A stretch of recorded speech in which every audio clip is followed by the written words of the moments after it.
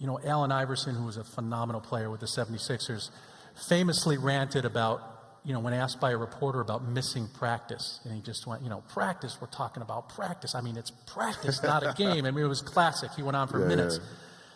You know, the Iverson approach is not the Kobe Bryant approach. You really focused on practice. Tell us what you brought to practice and how you sort of made that standard for the rest of your team.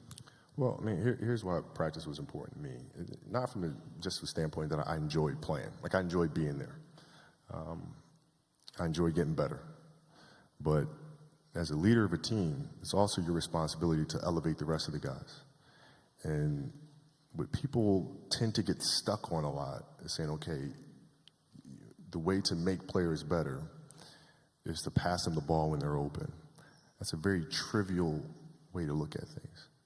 What you have to do is you have to get them emotionally to want to be better.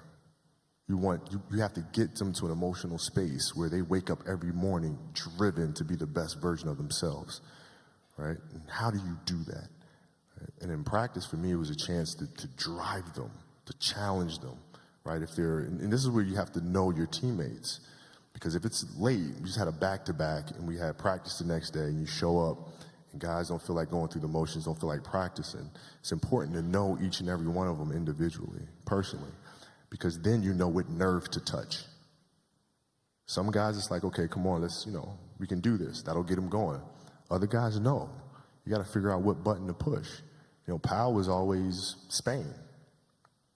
If I tell them how they lost in a gold medal to us and how they're going to lose again, how I'm going to beat your ass in practice just like I beat you in a gold medal game, he'd hate that. He'd hate that.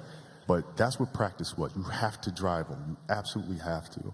And if practice is more intense and harder than a Game 7 will be, then a Game 7 will be easy. But if it's not, then that's when teams start folding and capitulating.